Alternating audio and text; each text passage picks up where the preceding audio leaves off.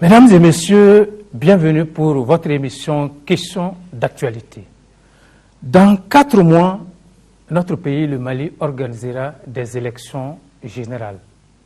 Une présidentielle dont le premier tour est couplé avec un référendum constitutionnel. Suivront des élections législatives.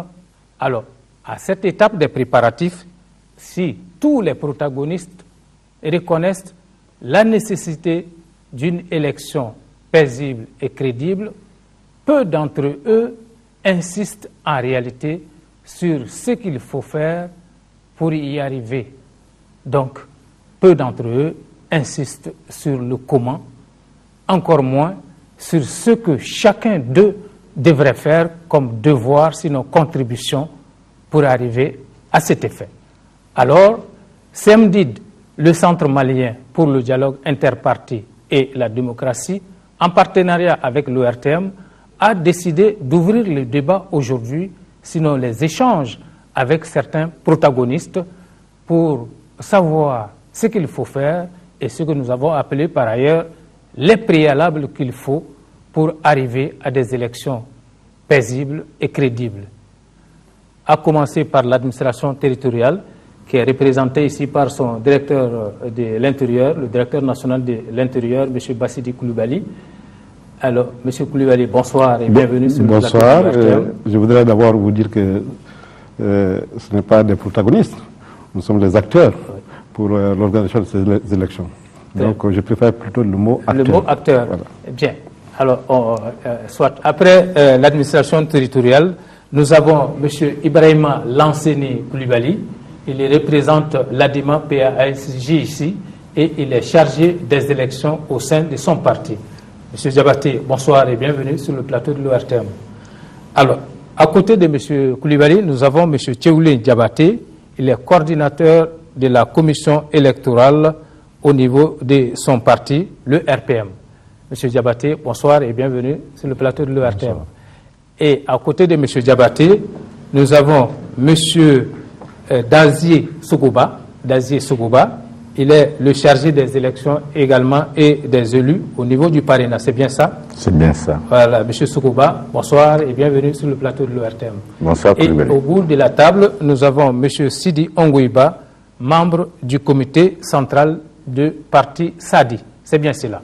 C'est bien ça. Alors, M. Ongouiba, bonsoir. Bonsoir. Et bienvenue sur le plateau de l'ORTM. Merci. Alors, la question qui se pose, et je m'en vais l'adresser à l'administration territoriale, qu'est-ce qui fait selon vous que, autour de nous, de façon générale, les élections sont sujettes en Afrique à des mouvements, sinon à des suspicions, voire même des contestations? Fort heureusement, je m'empresse d'ajouter que ce n'est pas le cas, fort heureusement, au Mali, même si par ailleurs il y a aussi des contestations qui se limitent le plus souvent au niveau des circonscriptions. Alors, selon vous, qu'est-ce qui fait que les élections en Afrique sont sujettes à des contestations? Je voudrais d'abord ici dire qu'il est un peu difficile pour moi de faire un jugement de valeur sur ce qui se passe dans les autres pays africains. Mais ce que je retiens fondamentalement, et vous l'avez si bien dit, c'est le cas particulier du Mali. Depuis l'avènement des élections pluralistes dans notre pays, ce qui fait la valeur de la société malienne, c'est la concertation. Et cette concertation est la règle d'or que le gouvernement a fixée pour discuter avec les acteurs politiques. Et ces discussions, ces concertations se situent sur les grands problèmes que rencontrent les partis politiques, que rencontrent les populations dans le cadre de la bonne organisation des élections. Vous vous souvenez que ces concertations ont abouti souvent à la lecture des textes fondamentaux, que ce soit la loi électorale, que ce soit la charte des partis politiques. Et tous ces textes fondamentaux ont fait l'objet d'échanges réguliers entre le gouvernement et la classe politique pour prendre en compte les préoccupations des partis politiques, qui sont les acteurs essentiels pour la conquête, en tout cas pour l'organisation des élections. Et le dernier acte en date a commencé, vous vous souvenez, au mois de juillet, par la tenue d'ateliers d'échange entre la classe politique et le gouvernement pour essayer de convenir sur un fichier électoral consensuel. Et cela a été obtenu grâce à la compréhension, à l'esprit patriotique des partis politiques. Fondamentalement, ce que je retiens au niveau de notre pays, c'est que c'est le dialogue, la concertation régulière entre les acteurs politiques et qui font qu'aujourd'hui, nous organisons les élections de façon régulière, transparente, dont les résultats sont salués et par les partis politiques et par les observateurs nationaux et internationaux. Donc ça, c'est un aspect positif de la réalité malienne. Donc à ce niveau-là, c'est heureux de constater, et ça, c'est à l'honneur du peuple malien. Alors, l'ADEMA, nous allons demander aux représentants de l'ADEMA s'ils partagent le même constat. Permettez-moi d'abord de remercier le CNDID et l'ORTM pour nous avoir donné l'occasion de parler des questions essentielles qui préoccupent aujourd'hui l'ensemble du peuple malien, à savoir les élections générales de 2012. Oui, je partage ce point de vue-là parce qu'il a raison de dire qu'il y a un fonds culturel malien qui fait que, quelles que soient les difficultés, quels que soient les conflits entre les acteurs, et quel que soit le domaine, il y a toujours une façon de les régler à l'amiable, avec le dialogue, avec le consensus. Et ce fonds culturel-là fait qu'au Mali, il y a la sérénité, quels que soient les problèmes, il y a des solutions consensuelles aux problèmes. Mais je voudrais ajouter aussi, pour ce qui concerne l'Afrique en général, me permettre de faire une certaine analyse. Je ne dirais pas que ce fonds culturel manque. Il existe partout en Afrique. Seulement, lorsque des élections sont souvent organisées dans un pays où il y a déjà un conflit latent, il va de soi que cela va répercuter sur le processus électoral. Et souvent, c'est le cas. Il y a des conflits déjà qui existent. Et malgré ces conflits-là, on organise les élections et les acteurs transposent les conflits latents déjà, n'est-ce pas, sur le processus électoral. Ça explique souvent que les résultats sont contestés. Contester les résultats, ce n'est pas encore très grave. Il y a des moyens de recours. Mais prendre les armes pour se défendre lorsqu'il s'agit des élections, conquérir le pouvoir avec des armes, c'est ce qui est condamnable. Nous allons poser la question autrement aux représentants du RPM. Est-ce qu'on ne pourrait pas dire qu'il y a une certaine maturité aussi de la pratique démocratique qui prévaut, surtout malgré ces fonds culturels dont vous avez fait cas? On a en mémoire quand même, il y a eu un cas malheureux dans notre pays, en 1997, où les élections, je crois bien, ont été purement et simplement annulées. Donc, peut-être que je me dis, il y a ces fonds culturels, certes, mais peut-être qu'il y a la pratique démocratique qui fait qu'il y a une certaine maturité qui est en compte et dont on se rend compte dans l'organisation même qui est de plus en plus affinée. Qu'est-ce que vous en pensez? Je reviens juste sur les remerciements à l'ORTM, évidemment aux téléspectateurs, mais surtout également au CMDID pour l'organisation quand même de cette table ronde. Et pour répondre à votre question, permettez-moi d'abord de rendre grâce à Allah, le Tout-Puissant, pour nous avoir accordé quand même cette opportunité. Vous savez, le Rassemblement pour le Mali a une logique. Nous sommes un parti responsable, un parti citoyen, évidemment. C'est pourquoi le fondement de notre projet de société, comme il l'a évoqué, est basé sur l'homme. L'homme au cœur du développement. L'homme en tant que tel, l'homme acteur de la vie en société. Et touchant les aspects comme la dignité humaine, l'harmonie dans les rapports et autant d'autres aspects. C'est ce qui caractérise évidemment la force de cette société. Donc, et en rappel, vous avez évoqué tout à l'heure les élections de 97, l'annulation, etc., etc., que Dieu nous en garde. Il est vrai qu'aujourd'hui, ça fait quelques années, et on peut dire que c'est peut-être une avancée considérable, mais il y a pas mal de lacunes. Mais pour autant, nous nous sommes interrogés à un moment donné, tel que le directeur national l'a dit, il fallait peut-être trouver un consensus pour quand même permettre d'aborder une ébauche en vue des préparatifs de ces élections-là. Monsieur le représentant du parrainage, Monsieur Dalgé Sougouba, alors, est-ce que vous partagez le constat des autres? Je voudrais également remercier l'ORTM et le CEMDID pour l'organisation de cette émission et adresser un salut à l'ensemble des téléspectateurs de l'intérieur du Mali et de l'extérieur du Mali.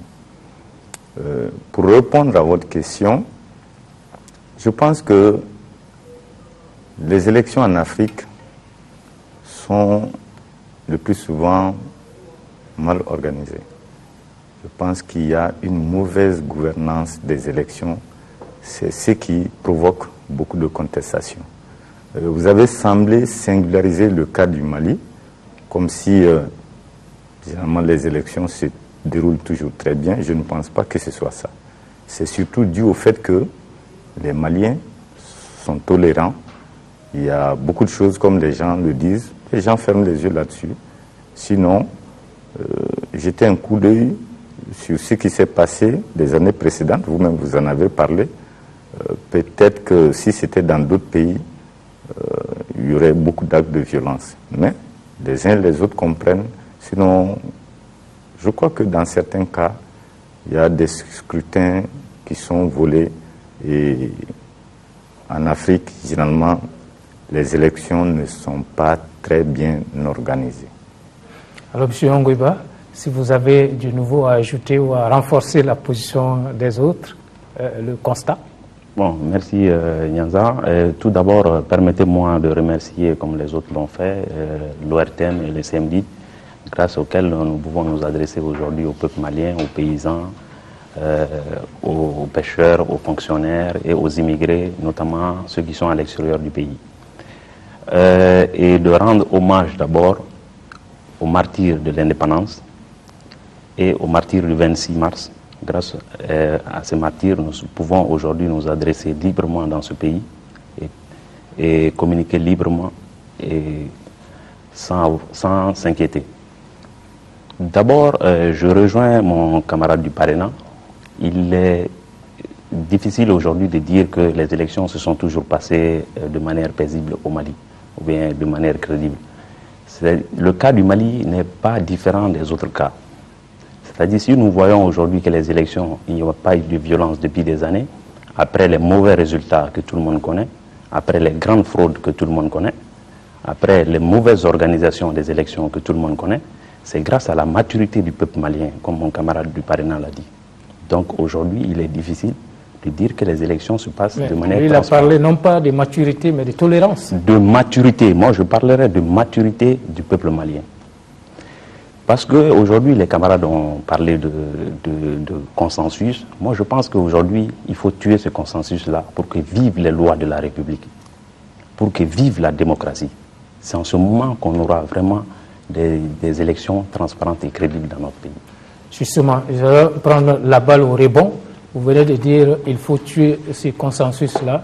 Et à ce moment, pour arriver à des élections paisibles et crédibles, il y a nécessairement des préalables. Que ce soit le processus d'organisation, que ce soit la campagne, que ce soit le déroulement des élections, il y a certainement des actes à poser au préalable. Alors, selon vous, si on vous demandait qu'est-ce qu'il faut aujourd'hui, les grands axes pour des élections paisibles et crédibles? Il y a d'abord trois acteurs principaux pour l'organisation des élections. Nous avons d'abord la CENI, nous avons la DGE et nous avons l'administration territoriale. Le processus commence d'abord par la mise en place de la CENI. Et en général, dans notre pays, nous avons toujours assisté à la mise en place de la CENI en violation flagrante de la loi. Depuis 2002 à aujourd'hui, il y a eu une violation flagrante de la loi en ce qui concerne la mise en place de la CENI. Vous pouvez être précis? Pour être précis, la loi, pour parler de la CENI qui vient d'être mise en place, la loi a parlé d'équité. Et en demandant, nous savons très bien que l'équité, c'est clair, c'est-à-dire si les partis politiques doivent être représentés par 10 membres, c'est-à-dire la loi prévoit 5 pour l'opposition et 5 pour la majorité. Et cette année, nous avons assisté à une violation flagrante Et l'opposition n'est même pas présente aujourd'hui au niveau de la CENI. Donc nous pouvons dire aujourd'hui que la première étape d'une élection a été faussée. Et la deuxième chose, c'est qu'il faut une liste et un fichier électoral fiable. Et pour ça, il faut passer par des listes électorales, c'est-à-dire des recensements. Donc le recensement, dans la loi électorale, on prévoit de commencer avant, au 1er octobre. Et là, au 1er octobre, la CENI doit être mise en place, parce que c'est un acteur fondamental pour le suivi et le contrôle du processus électoral. Et ça commence notamment par la révision des listes électorales. Et cette année, nous avons constaté que la CENI a été mise en place bien après cela. Donc, la CENI, elle n'a pas fait son travail, malgré que ce soit une CENI à notre niveau. Nous, on trouve qu'il n'y a pas de CENI, parce que sans l'opposition, nous ne pouvons pas parler de CENI. C'est une CENI qui est illégale aujourd'hui, c'est très clair. Donc, et après, il y a la DGE qui doit travailler sur le fichier. Donc, la responsabilité du fichier revient à l'État. À l'État. Donc, ça veut dire la DGE et l'administration territoriale. Parce qu'on peut dire aujourd'hui que la DGE est une composante de l'État. Donc, il y a l'administration territoriale qui est en charge de l'organisation générale des élections. Oui. Donc, c'est ces acteurs-là. Est-ce que vous reprochez quelque chose à ces stades, au fichier même, déjà? Au fichier, d'abord, pour rentrer dans le vif du sujet, le fichier, d'abord, a un cheminement depuis les années 97. Jusqu'aujourd'hui, il y a eu toujours des protestations en ce qui concerne le fichier au Mali. Et en 20 ans, nous ne pouvons pas comprendre aujourd'hui que l'administration territoriale ou bien le gouvernement n'est pas en mesure de nous donner le nombre exact de Maliens qui puissent voter, qui ont l'âge de voter, c'est-à-dire à partir de 18 ans. Est-ce que vous pensez que c'est de nature à bloquer des élections, à faire qu'on n'ait pas d'élections? Non, ce n'est pas de nature à bloquer les élections, c'est de nature à mettre celui qu'on veut au pouvoir. C'est-à-dire à mettre des gens à l'Assemblée nationale, des nombres de députés qu'on veut mettre à l'Assemblée nationale. Si vous pouvez aller rapidement aux autres préalables, sinon ces 2 ou 3 suffisent déjà pour qu'on interpelle l'administration. D'abord, il y a la DGE. Oui. La DGE qui doit doit travailler aujourd'hui sur un fichier. La délégation générale aux élections. La délégation générale aux élections doit travailler sur le fichier. C'est son travail principal. Et aujourd'hui, nous constatons que ce fichier-là, depuis la création de la DGE dans les années 2000, jusqu'à aujourd'hui, ils sont incapables de nous fournir un fichier fiable. Donc ça pose un problème. Pour revenir maintenant au fichier consensuel sur lequel on est aujourd'hui, le fichier ne peut pas être consensuel à notre avis. Sans être parfait, les autres ont parlé d'amélioration au fur et à mesure. Est-ce que vous reconnaissez quand même du début du processus ou de la démocratie à nos jours qu'il y a eu des améliorations? Non, en ce qui concerne le fichier, il n'y a pas eu d'amélioration. Parce qu'en 2002, en 2001, lorsque on était convenu de créer le RAS, il y avait environ 5 millions et quelques d'électeurs sur le RAS. Et de nos jours, aux dernières élections, nous avons 8 millions d'électeurs. Pour qui connaît la population malienne, qui ne dépasse pas les 12 millions ou les 14 millions, nous ne pouvons pas avoir 8 millions d'électeurs en République du Mali. Donc le travail n'est pas bien fait et c'est fait de manière à ce que le choix soit fait sur certains candidats. Monsieur Coulibaly, alors si on écoute bien Sadi, il y a des reproches par rapport au préalable qu'il faut pour des élections crédibles, notamment cette installation de la CENI. Ensuite, il y a le recensement qui aboutit à un fichier propre pour des élections crédibles. Et également, naturellement, vous n'allez pas répondre pour la DGE. Il y a eu des remarques en ce qui concerne la DGE. Mais en ce qui concerne les premiers éléments, qu'est-ce que vous avez à dire? Bien, d'abord, je voudrais rectifier que de 2004 à nos jours, il n'y a pas eu de violation de la loi électorale. En ce qui concerne la mise en place de la CENI, sur cette même table, nous avons débattu avec les partis politiques et le contentieux relatif à la mise en place de la CENI a été porté au niveau des tribunaux qui ont tranché, qui ont rendu un verdict pour indiquer bel et bien que la loi électorale n'a pas été violée. Donc là, c'est une mise au point. On ne va pas revenir sur ce mot, de ce débat, égalité, équité. Ça a été fait l'objet de débat ici. Et la Cour a tranché. Donc, pas de violation de la loi, parce que c'est la Cour qui dit les droits. Donc, à ce niveau-là, c'est constant. Et il est établi aujourd'hui que la CENI est formée des représentants de l'opposition et des représentants de la majorité. À ce stade, permettez une parenthèse. Est-ce que le représentant de Sadi remet en cause le verdict des structures habilitées à le faire? Est-ce que c'est... Oui, c'est vrai qu'il y a eu un premier verdict, mais aujourd'hui, le procès est en révision. Non, nous ne pouvons pas dire aujourd'hui que la question a été tranchée. Très bien. Vous pouvez continuer. Donc nous continuons de dire que la CENI est formée aujourd'hui des partis de l'opposition et de la partie de la majorité. La révision des listes électorales, la loi dispose qu'elle commence le 1er octobre. Et la CENI a été bel et bien mise en place à partir de la première semaine du mois d'octobre. Et la participation de la CENI aux travaux de la révision, c'est constant, elle supervise tout simplement les travaux de révision des listes électorales. Monsieur Ongoza soutient qu'il n'y a pas de l'opposition, l'opposition n'est pas représentée. L'opposition, je ne vais pas revenir sur ça, j'ai dit la Cour a tranché, la CENI est formée de la majorité et de l'opposition. C'est ça, je ne vais pas revenir sur ça. Maintenant, la participation de la CENI aux travaux de révision des listes électorales, la CENI elle-même ne fait pas les travaux. Les travaux sont effectués par les commissions administratives de révision des listes électorales, qui sont composées des représentants de l'administration et des représentants des partis politiques.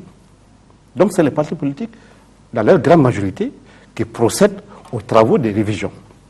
La CENI est là tout juste pour la supervision.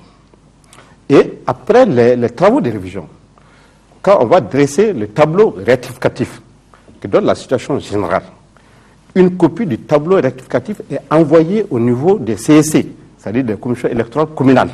Donc au niveau de chaque commune, à partir du 31 décembre, chaque commission électorale communale va disposer du tableau rectificatif pour lui permettre de vérifier si le document est bon ou s'il n'est pas bon. Ensuite, la CENI est au niveau de la DGE, puisque l'ensemble des travaux des tableaux est transmis au niveau de la DGE, par le canal du ministère de l'administration territoriale. La CENI est présente au niveau de la DGE pour suivre le travail de confection du fichier électoral. Et ce travail de confection du fichier électoral commence à partir du mois de janvier. Donc la CENI est là pour la supervision. Donc dire que ce travail s'est fait en clando, non. La commission administrative de révision des listes électorales, c'est elle qui fait le travail. Que le travail soit bien fait ou mal fait, c'est la commission qui est comptable. Et ce n'est pas l'administration. C'est le représentant de l'administration qui préside, mais formé des représentants des partis politiques.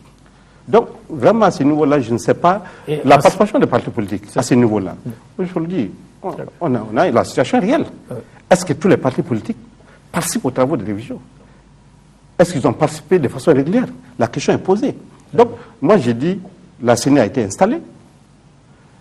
Les travaux de révision ont commencé le 1er octobre. Et ces travaux doivent prendre fin le 31 décembre.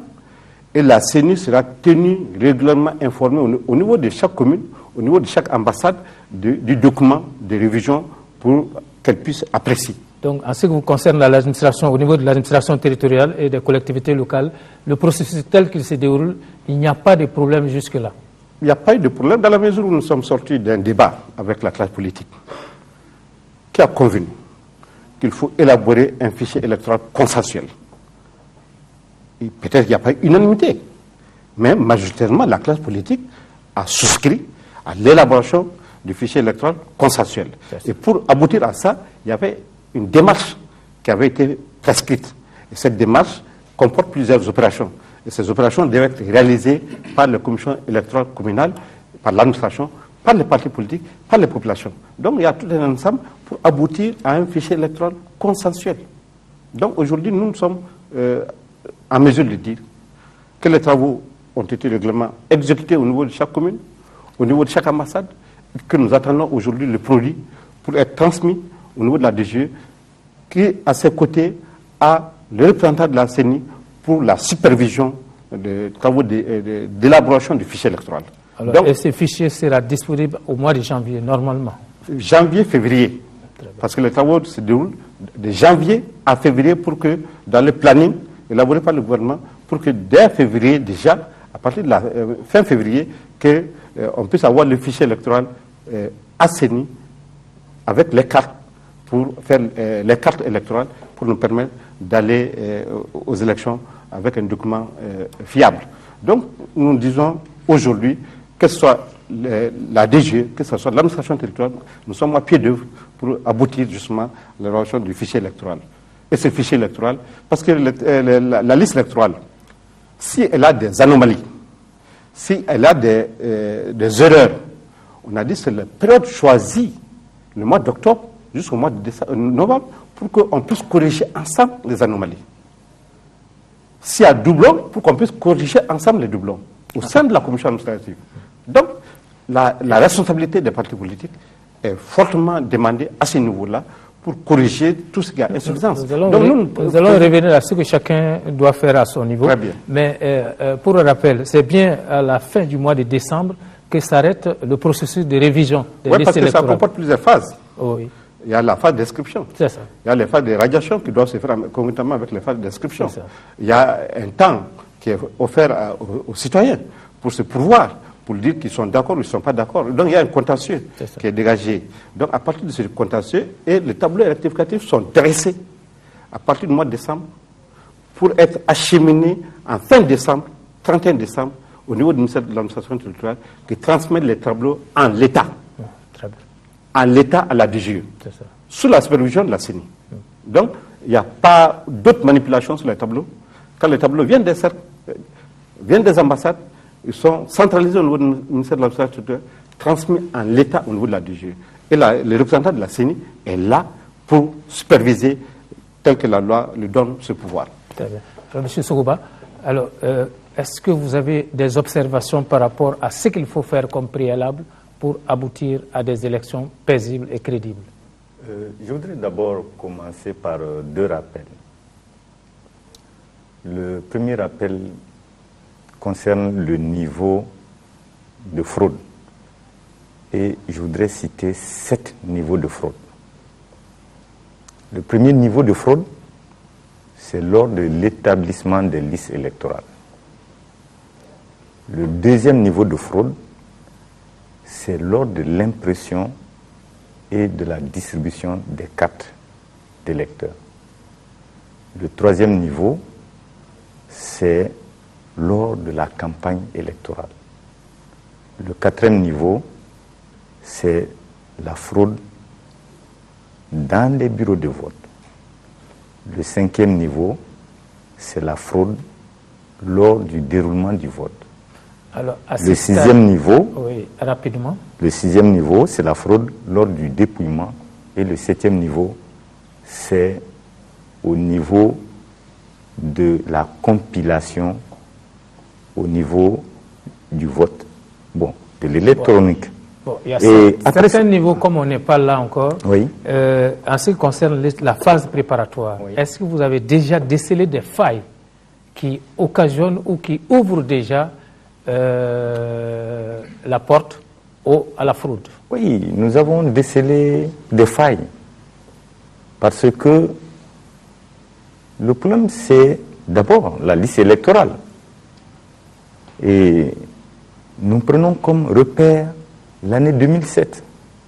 Chacun sait que beaucoup d'acteurs ont dit que la liste électorale n'est pas bonne. Le représentant de l'administration à l'époque, le directeur national de l'Intérieur, il l'a dit. Après... Mais elle sera améliorée ou pas? Bon, elle sera sans doute améliorée, mais je pense que les dispositions qui sont prises ne permettent pas de très bien améliorer cette liste-là. Pourquoi? Oui. Parce que c'est toujours sur la base de cette ancienne liste issue du RAS. Nous n'allons pas faire le débat RAS-RAVEC, mais on avait l'impression qu'avec le RAVEC, les choses iraient mieux. Mais comme vous avez un cadre de concertation avec l'administration, est-ce que vous l'avez porté à qui de droit, soit par écrit ou... Le cadre de concertation avec l'administration connaît aussi des défaillances. Parce que ce cadre-là, il ne se réunissait pas il y a quelques années. Les travaux ont repris en juillet pour s'arrêter peut-être en avril. Et je dis que ça fait 3 mois que ce cadre de concertation ne se réunit pas. La dernière réunion, c'était en octobre. Et là, on vient de convoquer une réunion qui a été reportée à 2 reprises. On a l'impression, en tout cas, que les partis ne sont pas suffisamment impliqués dans l'organisation de ces élections. Et mieux, il y a des partis qui sont organisés au niveau de ce qu'on appelle le GPS, le groupement des partis solidaires pour 2012, qui ont attiré l'attention du gouvernement sur un certain nombre de choses. Mais on a l'impression que les partis ne sont pas écoutés. Et il suffit de voir un certain nombre de propositions faites par rapport, par exemple, à la loi électorale. Si on dit que pour voter, nous, on a proposé des pièces d'identité pour tout le monde. Mais, eh bien, le gouvernement, dans sa proposition, a retenu les pièces d'identité, mais les photos aux frais des électeurs. Pour quelqu'un qui sait ce qui se passe au niveau des élections. D'habitude, les pièces d'identité, oui, c'est un devoir civique. C'est un devoir civique, nous sommes d'accord. Mais si nous parlons de la bonne organisation des élections, du relèvement du taux de participation. Quand déjà, on sait ce que ça coûte à l'État, déjà, oui, un bon citoyen se doit aussi des devoirs. Oui, d'accord, mais l'État a plus de moyens que les citoyens. Moi, je dis, et a plus de responsabilités que les citoyens pris individuellement.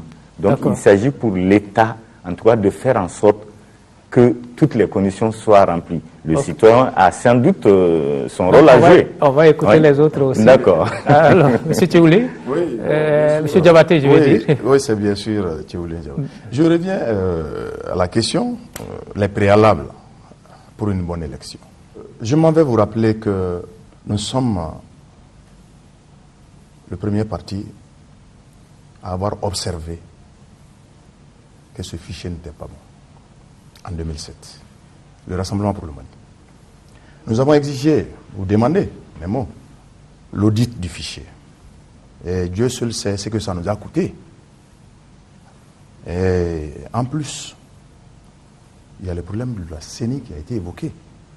Mais d'abord, pour confirmer l'obsolescence du fichier, la DGE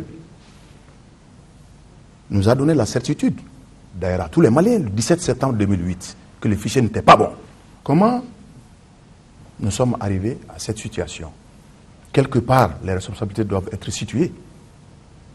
C'est pourquoi, cette année, au niveau de l'administration territoriale, on parle de révision exceptionnelle. Pourquoi exceptionnelle? Pourquoi exceptionnelle? Parce que ça faisait quelques années que le travail ne se faisait pas. À qui incombe cette responsabilité? J'ai cru entendre, même sur les plateaux, que la DGE ne relevait pas d'une quelconque autorité.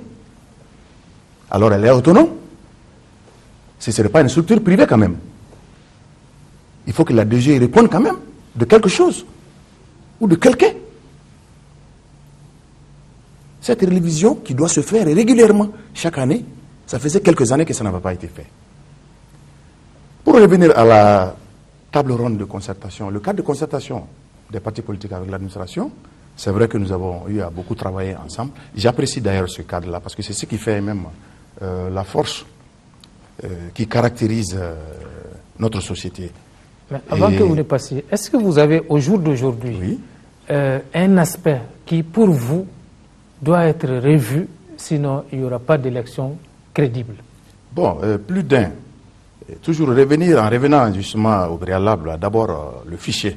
Nous aurons le temps de l'apprécier. Il faut laisser les commissions administratives. Il faut laisser les commissions. Non, il ne faut pas mettre la charrue avant les bœufs. Voilà. Déjà, nous y prenons part.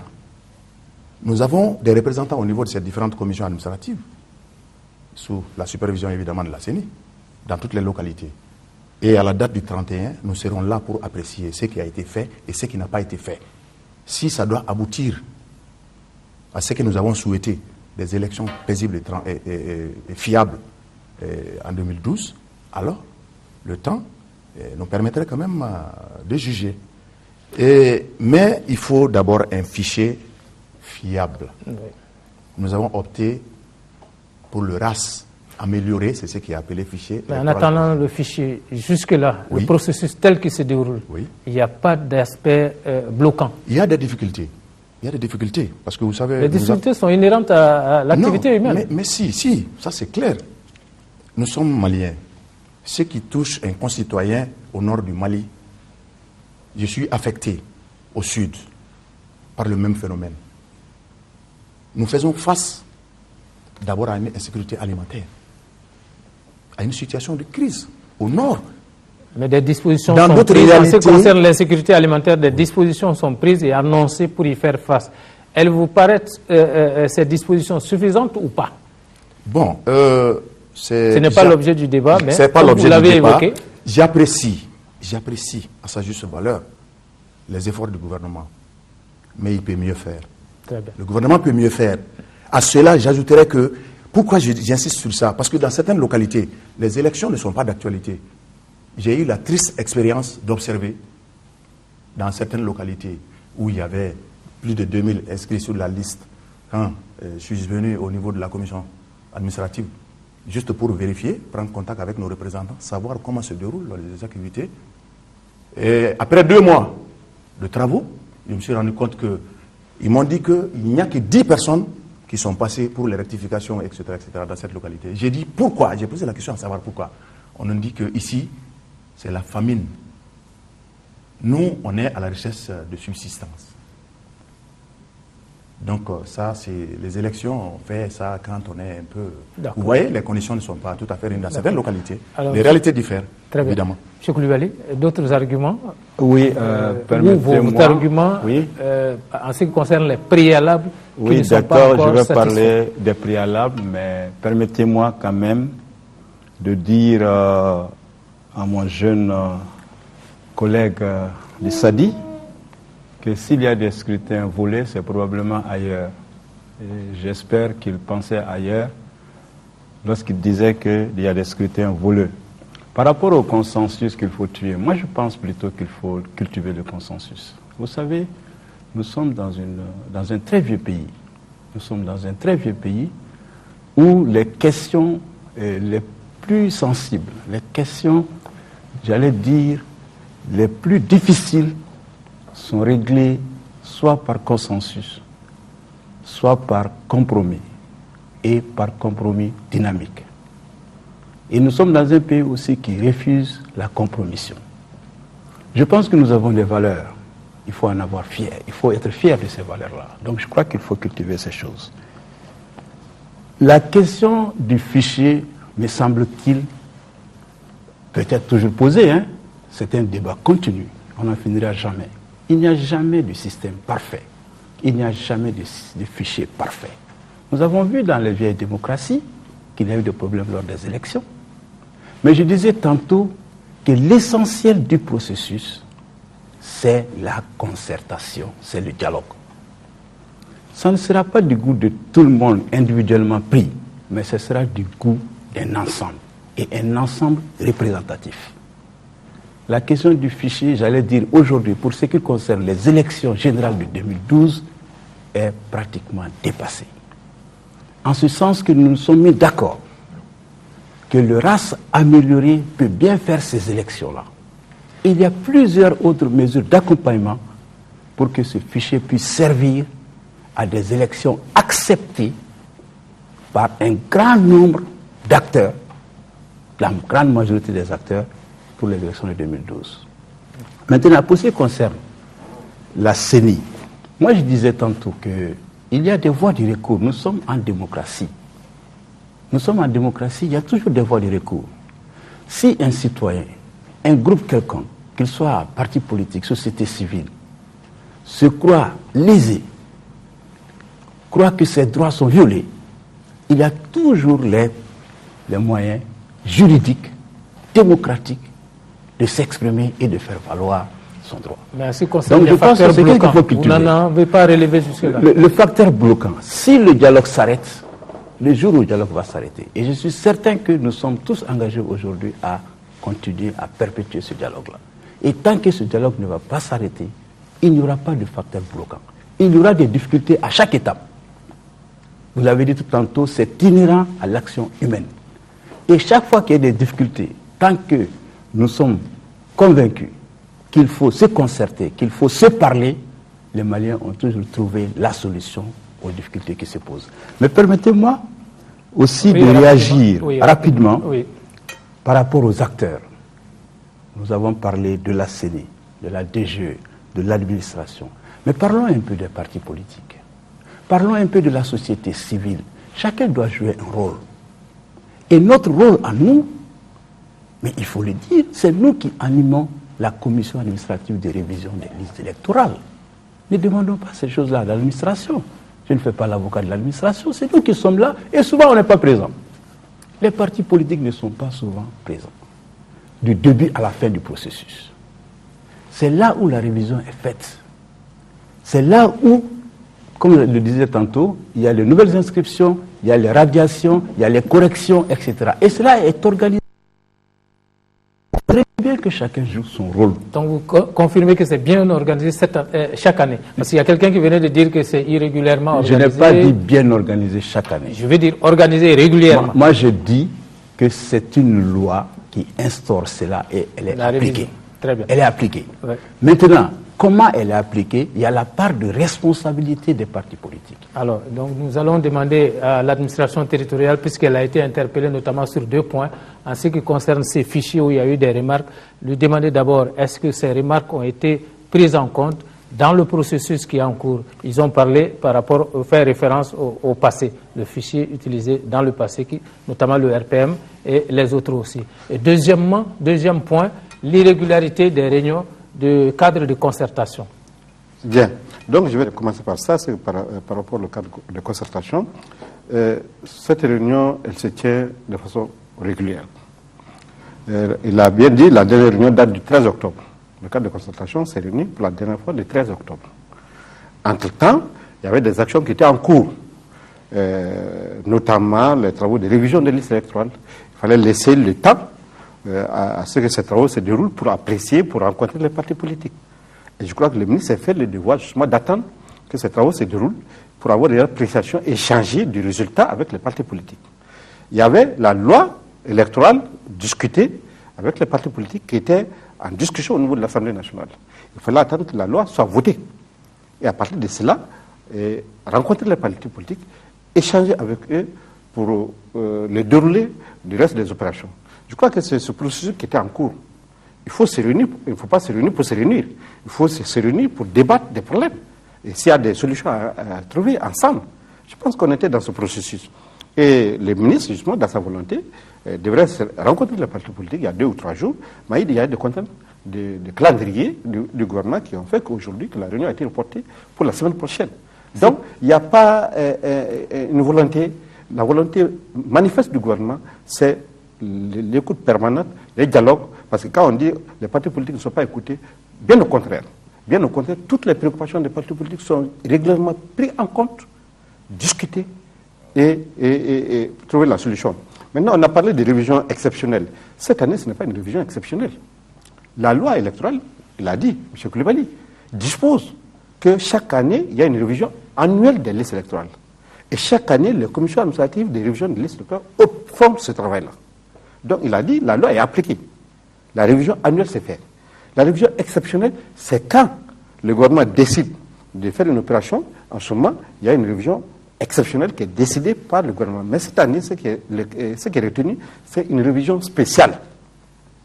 Le caractère spécial de la révision, on a dit, discuter avec les partis politiques, ça comporte plusieurs opérations que les commissions administratives étaient en train de mener sur le terrain. Tout cela a été expliqué aux partis politiques au cadre de concertation, non? Absolument, c'est le fruit. Peut-être, est-ce que la différence d'appréciation ne vient pas du fait que ce ne sont pas les mêmes, ceux qui sont là autour de la table aujourd'hui, ce ne sont pas les mêmes qui participent peut-être aux réunions du cadre de concertation? Il peut y avoir une différence d'appréciation. Non, tous les partis politiques, régulièrement enregistrés en République du Mali, sont associés au cadre de concertation.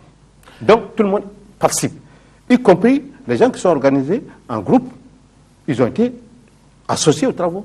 Leurs préoccupations ont été prises en compte, analysées. Donc, les partis politiques, oui, sont écoutés. Et le ministère de l'administration territoriale, en tout cas, dispose des outils qu'il faut pour rencontrer les partis politiques, aussi bien au niveau central qu'au niveau des régions, au niveau des cercles, parce qu'au niveau des cercles, il y a un cadre de concertation aussi qui existe entre l'administration et les partis politiques. Alors, M. Soukouba, l'intervention du directeur national de l'Intérieur m'amène à vous poser la question suivante.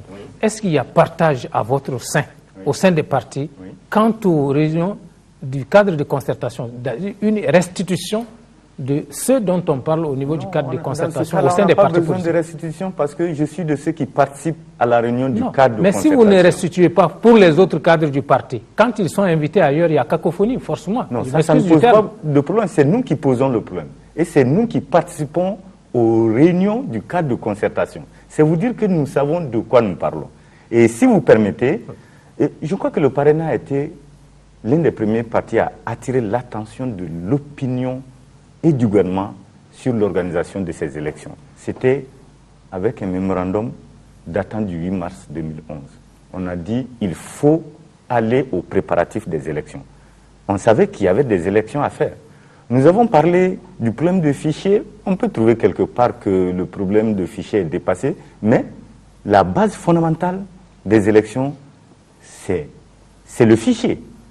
Et malheureusement, au niveau de nos voisins immédiats, là, ce problème de fichier a presque trouvé sa solution, mais le problème est encore posé. Presque trouvé sa solution. Oui, mais puisqu'on n'en est pas au fichier problème final, est encore posé au niveau du Mali.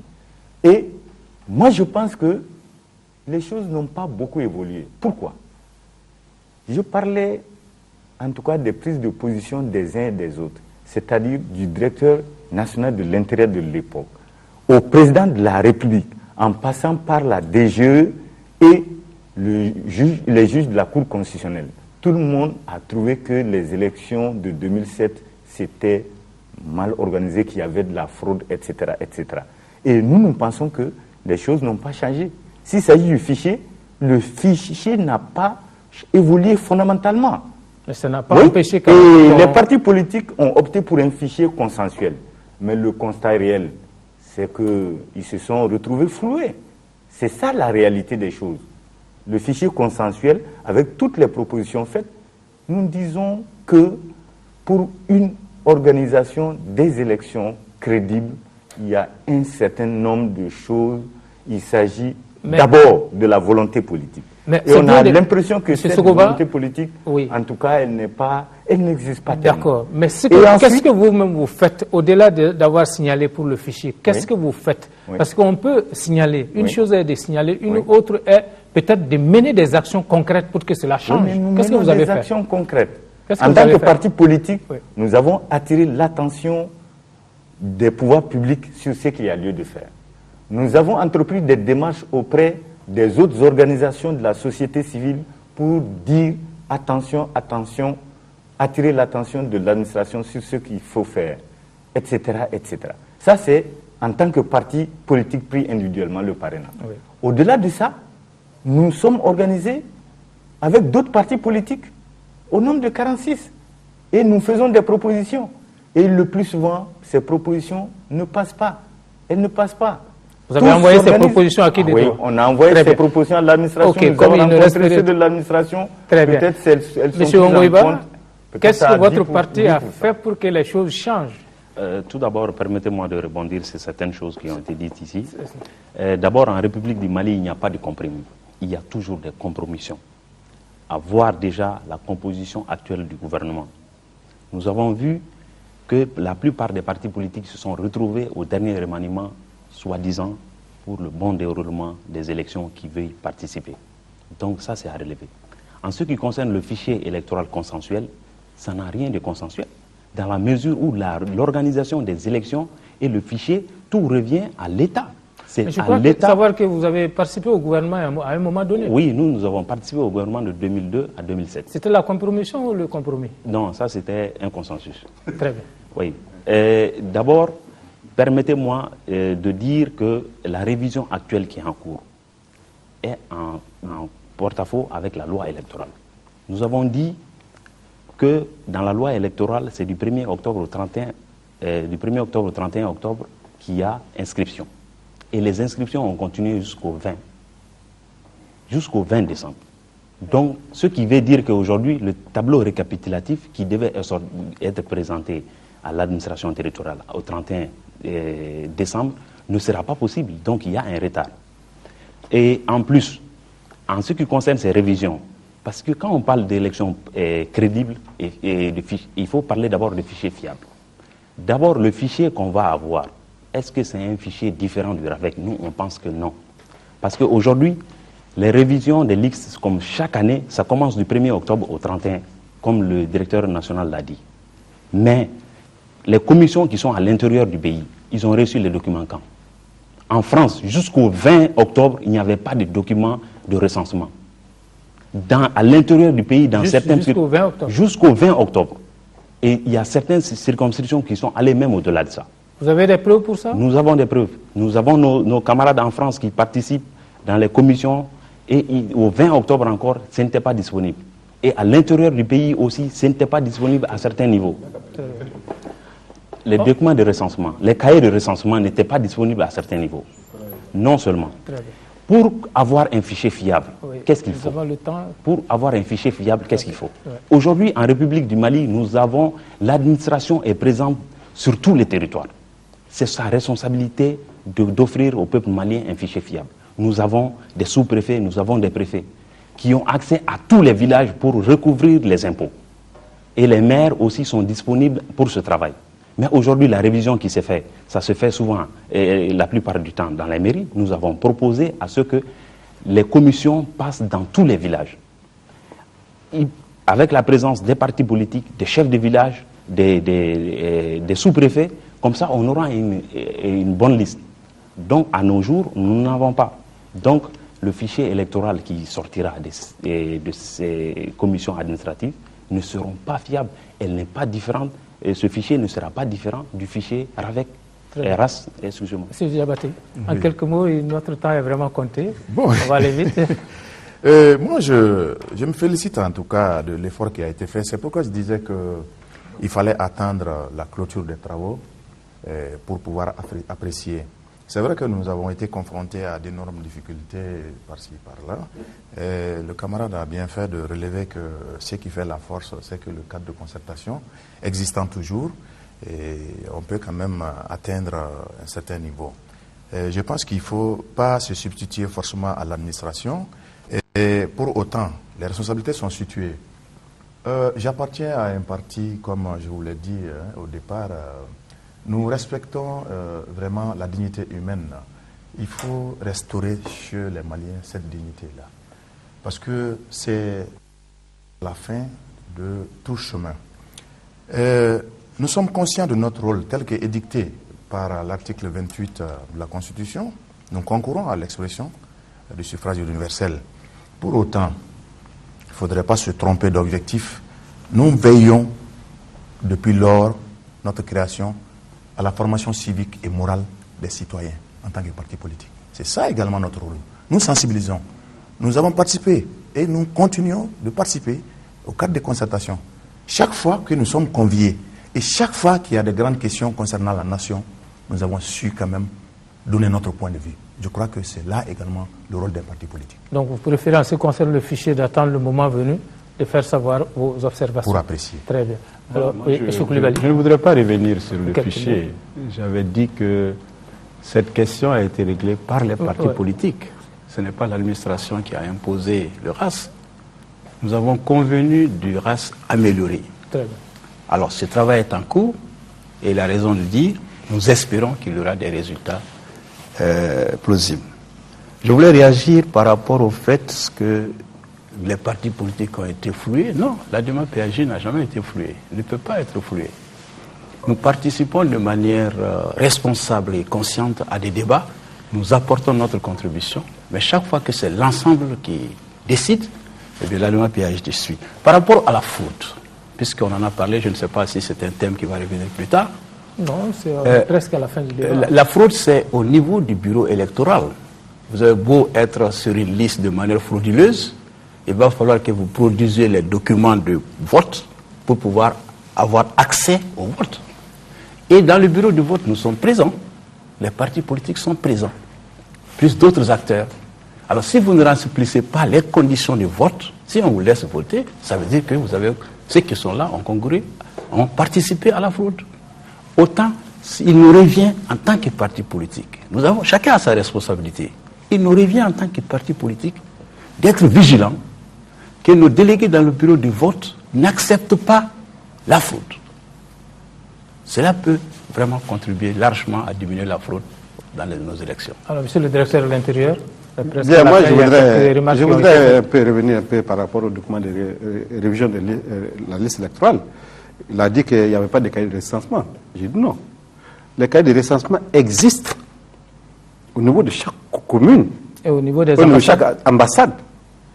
La révision est faite sur la base des cahiers de recensement. Tous ceux qui sont déjà recensés à partir des races figurent sur. Mais est-ce qu'en ce qui concerne les ambassades, est-ce qu'on vous fait le feedback de la disponibilité de ces documents ou pas? Tout à fait. Il y avait des besoins, des cahiers, par-ci, par-là. Ce n'était pas des besoins assez importants. Quand vous prenez les révisions, une révision au niveau, à l'échelle d'une commune, les besoins exprimés par les uns et les autres, ces cahiers ont été envoyés. Des nouveaux cahiers, sur les anciens cahiers existent. Cela veut dire que les commissions de révision ont commencé les travaux avec ce qui existe. Maintenant, s'il y a des nouveaux recensements, quelqu'un qui est au niveau de l'ambassade qui est en France, il a quitté le Mali pour aller en France, il s'est fait inscrire, il s'est fait recenser d'abord au niveau de l'ambassade, et à partir de cet instant, on le transpose sur la liste électorale. Donc ça, c'est les nouveaux inscrits. Donc ce besoin n'est pas aussi important. Nous avons les besoins exprimés par l'ensemble des juridictions et des communes, et ces besoins ont été satisfaits à temps. Maintenant, il a dit qu'il faut que les commissions se rendent dans les villages. Non, la loi, il faut lire la loi électorale. Les commissions siègent au sein de la commune. Là où existe la commune. C'est une disposition légale. Il ne s'agit pas d'aller faire un travail de recensement village par village. Ce n'est pas la raison d'être des commissions administratives. Donc les commissions, ils ont leur siège au niveau du chef-lieu de la commune, au niveau du chef-lieu de l'ambassade, de la juridiction. Donc les commissions ne peuvent pas, ne doivent pas se déplacer de village à village. Non. Oui. Ensuite, il a parlé que les inscriptions ont continué jusqu'au 20 novembre. Non. Quelques observations. Non, pas on est à la fin du débat. En fait, il n'y a pas eu d'inscription. Vous avez posé des éléments, il va réagir et on conclut. 1er octobre, novembre, jusqu'au 20 novembre, c'est la période offerte aux citoyens qui se sentent lésés, qui pensent qu'ils devraient être sur la liste, qui n'ont pas pu le faire. Ils ont déposé des recours au niveau de l'administration, au niveau de la justice, et à partir de cet instant, cette période est consacrée pour enregistrer, en tout cas, les préoccupations de ceux qui devraient être inscrits, qui ne l'ont pas été, ou bien ils ne l'ont pas été pour une raison ou une autre. Donc, en ce moment, c'est cette période qui a donné l'impression que les inscriptions ont continué jusqu'au 20 novembre. En tous les cas, ce qui importe beaucoup plus, 20 décembre, non, pas le 20 décembre. Le 20 décembre, nous sommes à une autre phase telle que la loi électorale dispose. Maintenant, tout ce qui existe, M. Koulibaly l'a dit, les acteurs essentiels des travaux de révision, sont les partis politiques. Ils sont là, c'est eux qui font le travail matériel. Ce n'est pas l'administration, les représentants de l'administration qui imposent quelque chose à qui que ce soit. Les partis politiques, ils sont là, ils sont majeurs, ils doivent apprécier. Si M. Niaza dit, moi je suis au niveau du Badjalan, je dois être inscrit sur la liste, on va vérifier si effectivement M. Niaza est de la commune de 3, de Bamako. Ils apprécient avec les documents. En ce moment, on fait votre inscription. Si vous avez été indûment inscrit, vous êtes là pour dire qu'un tel Niaza n'est pas de la commune 3. Jusque-là, pour résumer, donc, vous pensez avoir fait tout ce qui est Au total, nous avons le cadre qui est fixé par la loi. Le travail s'est fait dans ce cadre-là. Mais nous avons la situation de l'ensemble du pays. Très bien. 131 partis politiques existent en République du Mali. Mais ceux qui ont passé vos travaux, la moyenne se situe. J'ai la situation entre 10 et 15 partis politiques par secte. Cela veut dire que ça, c'est les gens qui ont participé plus ou moins. Mais de façon régulière, vous ne trouvez pas. Il a bien dit. Souvent, par l'absentisme, je crois, des observateurs aussi, on fait le bilan pour indiquer souvent que les gens sont souvent absents. Donc, c'est pour dire que ce travail de révision sur le travail des partis politiques, d'abord, l'administration est là pour faciliter les choses. Est-ce que vous-même, l'appréciation que vous devez faire aujourd'hui, est-ce qu'ils font régulièrement ce qu'ils doivent faire? Nous constatons ce qu'ils devraient faire sur le travail d'information, de sensibilisation, informer les populations, et je crois que certains partis politiques le font très bien, informer les populations sur ce qu'il y a lieu de faire, les sensibiliser, les éduquer. C'est ça le travail des partis politiques. Pour que ce travail de révision puisse s'effectuer convenablement, parce que l'administration n'a pas vocation à élaborer un fichier électoral de façon partisane. Nous travaillons pour l'ensemble du peuple malien. Donc le fichier il sera disponible en janvier. Vous pouvez conclure notre temps. Oui, bien, très bien. Sinon, le fichier il sera disponible en février. En tout cas, je rassure ici que toutes les dispositions sont prises au niveau organisationnel pour que l'organisation matérielle, les matériels électoraux, les documents électoraux seront disponibles à temps pour que le 29 avril, en tout cas, nous puissions faire l'élection présidentielle et le référendum, le législatif au mois de juillet. Donc là, c'est une certitude que je donne ici sur ce plateau. Chers téléspectateurs, malheureusement, nous arrivons au terme de ce débat qui était consacré pour 1 heure de temps. Nous ne pouvons pas, malheureusement, aller au-delà. Le débat n'est pas clos, comme je l'ai dit. Nous avons fait avec le Centre malien pour le dialogue interparti et la démocratie, nous n'avons fait qu'ouvrir le débat. Naturellement, ça va se poursuivre dans les jours à venir et nous allons avoir à aborder d'autres aspects. Nous n'avions pas la prétention de trancher toutes les questions, tout simplement de soulever certaines questions afin que les différents acteurs, comme l'administration territoriale aime le dire, les différents acteurs en prennent pour eux et fassent ce qu'ils doivent faire chacun à son niveau pour que nous puissions aboutir, parce que c'est ça la finalité, à des élections crédibles, paisibles d'abord et crédibles. Alors, chers téléspectateurs, nous sommes au terme du débat. Il reste à remercier nos invités autour de la table. Merci à vous qui nous suivez sur vos petits écrans. Merci à l'équipe technique et on se dit à la prochaine émission des questions d'actualité. Merci encore et au revoir.